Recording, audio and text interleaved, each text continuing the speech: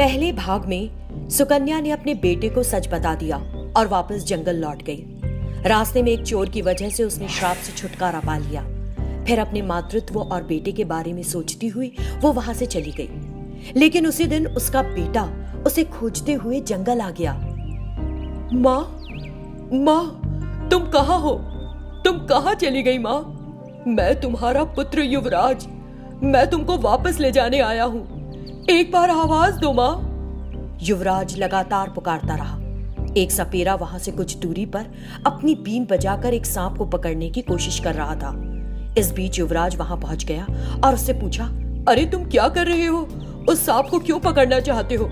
छोड़ दो इसे और चले जाओ यहाँ से। क्या तुम अपने स्वार्थ के लिए उस सांप को मारना चाहते हो? युवराज ने गुस्से में कहा।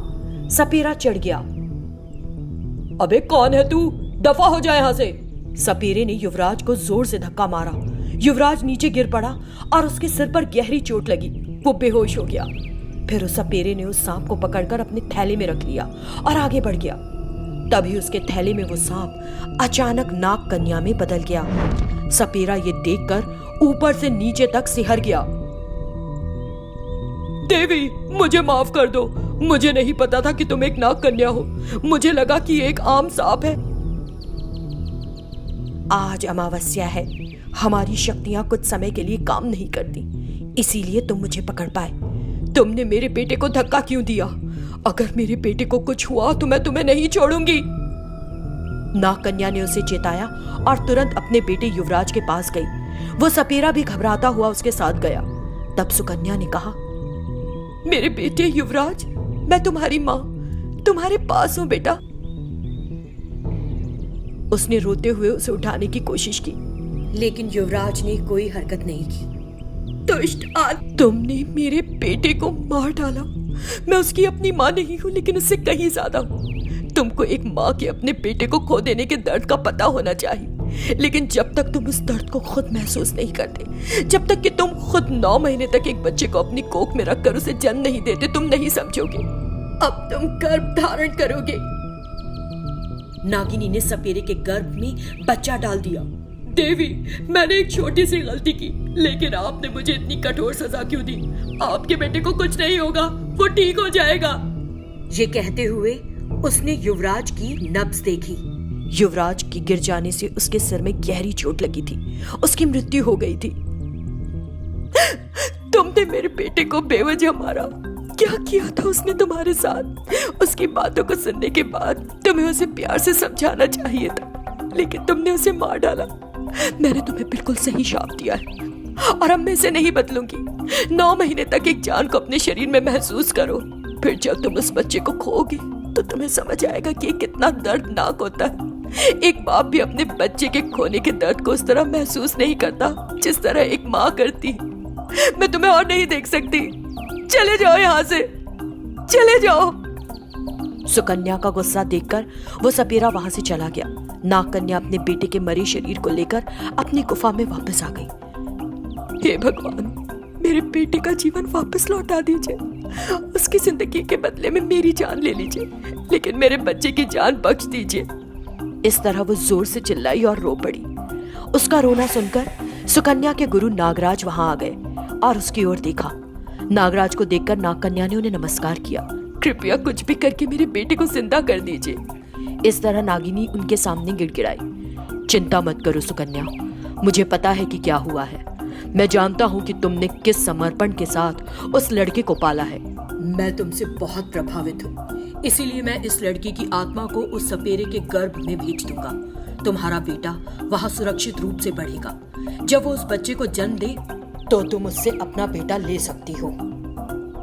और नागराज ने युवराज की आत्मा को सपेरे के गर्भ में भेज दिया। बहुत बहुत धन्यवाद। आपने अपनी नाग शक्तियों का उपयोग करके मुझ पर बहुत बड़ा एहसान किया है। आपने एक माँ को अपने बेटे को वापस पाने का रास्ता सुझाया है। ये कहते हुए सुकन्या बहुत भावुक हो गई। समय बीत रहा था। सपेरे के गर्भ में बच्चा पल रहा था। आगे की कहानी अगले भाग में। महानंदी नाम का एक छोटा सा गांव था और उस गांव में रह रही थी एक माँ और उसकी बेटी। माँ का नाम था सुमति और मोनिका उसकी बेटी थी। मोनिका के पिता की मृत्यु बहुत पहले हो गई थी। और परिवार के भरण पोषण की जिम्मेदारी किसी तरह सुमति संभालती थी। एक दिन अचानक सुमति बीमार पड़ गई। मोनिका मेरी बच्ची, मेरी तबीयत ठीक न होने तक तुम्हें काम करना होगा, नहीं तो हमें भूखा रहना पड़ेगा। मैं तो बिना खाना खाए भी रह लूंगी। कुछ काम ढूंढकर तुम अपने लिए इंतजाम कर लो मेरी बच्ची। माँ, तुम फिक्र ना करो और आराम करो, मैं सब संभाल लूंगी।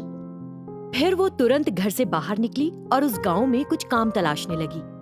उस समय गांव का जमींदार जोर जोर से चिल्ला रहा था कि नौकरानी छुट्टी लेकर बैठ गई है और काम करने के लिए कोई है नहीं। मोनिका को लगा कि काम बन गया। मालिक, अगर आप बुरा ना माने तो मैं कर देती हूँ सारा काम।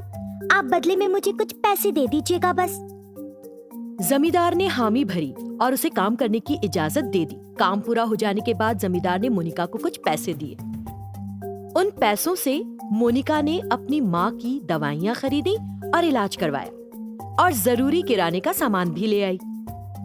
अगले दिन वो फिर जमींदार के घर गई, लेकिन उस दिन जमींदार की नौकरानी आ गई थी और उसने उसे वहां से भगा दिया। मोनिका निराश होकर एक पेड़ के नीचे बैठ गई। तभी उस पेड़ से एक आम का फल नीचे टपका, जिसे देखकर मोनिका को एक उपाय सूझा। अगर मैं जंगल से कुछ फल उठाकर उन्हें गांव में बेचती हूँ तो मैं कुछ पैसे तो कमा ही लूंगी। वो फौरन जंगल में थोड़ा अंदर गई और एक टोकरी में एक पेड़ से गिरे सभी फलों को इकट्ठा कर लिया। फिर उसने उन फलों को गांव में बेचकर कुछ पैसे कमाए। इस तरह वो हर दिन यही काम करने लगी। उस जंगल में एक पेड़ पर रहने वाली 2 चुड़ैलें उसे हर दिन ये करते देख रही थी। गरीब लड़की बेचारी हर दिन कितनी मेहनत करती है, मेरा दिल उसकी मदद करने को कह रहा है। लेकिन इस लड़की की मदद करके हमें क्या फायदा होगा? अरे भूल गई, एक संत ने हमें कुछ दिन पहले क्या सलाह दी थी। उन्होंने कहा था कि अगर हम किसी इंसान की मदद करें तो हम फिर से इंसान बन सकती हैं। अरे हाँ, कहा तो था। ठीक है, तो फिर कल उस लड़की के यहाँ आने से पहले ही इस पेड़ से फल इकट्ठा करके एक जगह रख देंगे। अगले दिन उन चुड़ैलों ने वैसे ही किया जैसे कि उन्होंने सोचा था। मोनिका ने वहाँ आकर उन फलों को देखा जो एक जगह इकट्ठा रखे थे। अरे, लगता है किसी ने बड़ी मेहनत से मुझसे पहले ही फल इकट्ठा कर लिए। जंगल में अंदर जाने से जानवरों का खतरा बढ़ जाएगा। उस दिन वो दुखी मन से खाली हाथ ही लौट गई। हमने तो मदद करना चाहिए थी, ये तो उल्टा ही हो गया। उधर मोनिका सोचने लगी कि अब क्या करे। तभी उसे एक उपाय सूझा। पहले दिन मैंने जमींदार के घर पे काम किया था, पैसे भी ठीक मिले थे, तो आज किसी और घर में जाकर काम मांगकर देखती हूँ। ये सोचकर वो काम की तलाश में निकल गई, लेकिन उसे उस दिन कोई काम नहीं मिला। तभी उसने एक बुजुर्ग महिला को देखा जो खिलौने बेच रही थी। मोनिका ने उसके पास जाकर कहा, दादी, लगता है कि आप काफी थक गई हैं। आप कुछ देर आराम करिए, मैं इन खिलौनों को बेचती हूँ। आप मुझे कुछ पैसा दे देना बस। ठीक है। फिर मोनिका ने उन खिलौनों की टोकरी को ले लिया और गांव में घूम घूम कर बेचने लगी। उसने वो सारे खिलौने बेच दिए।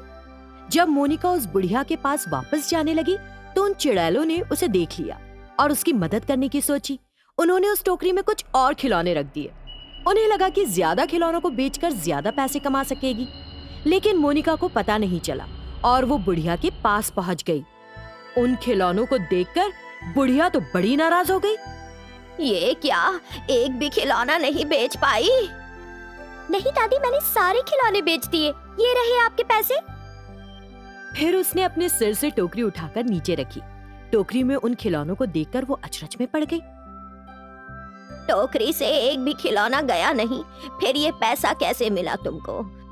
तुम चुड़ैल जैसी लगती हो, मुझे नहीं चाहिए तुमसे कोई भी मदद फदद। चली जाओ यहाँ से फौरन।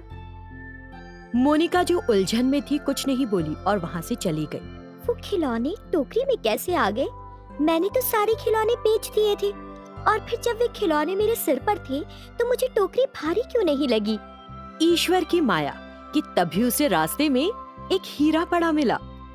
उसने वो हीरा उठा लिया और बहुत खुश हुई। मोनिका ने उस हीरे को बेचा और उसे ढेर सारे पैसे मिले। उसमें से कुछ पैसों से उसने अपनी माँ की बीमारी का इलाज करवाया। बेचारी चुड़ैलें बड़ी दुखी थी कि कई बार कोशिश करने के बाद भी उनकी मदद का मोनिका को कोई फायदा नहीं हुआ। लेकिन वो पूरी तरह निराश नहीं हुई और अगली बार कुछ अच्छी तरह सोचकर मदद करने की सोची। तब से पेड़ पर बैठी वो दोनों चुड़ैलें एक और मौके की प्रतीक्षा कर रही हैं।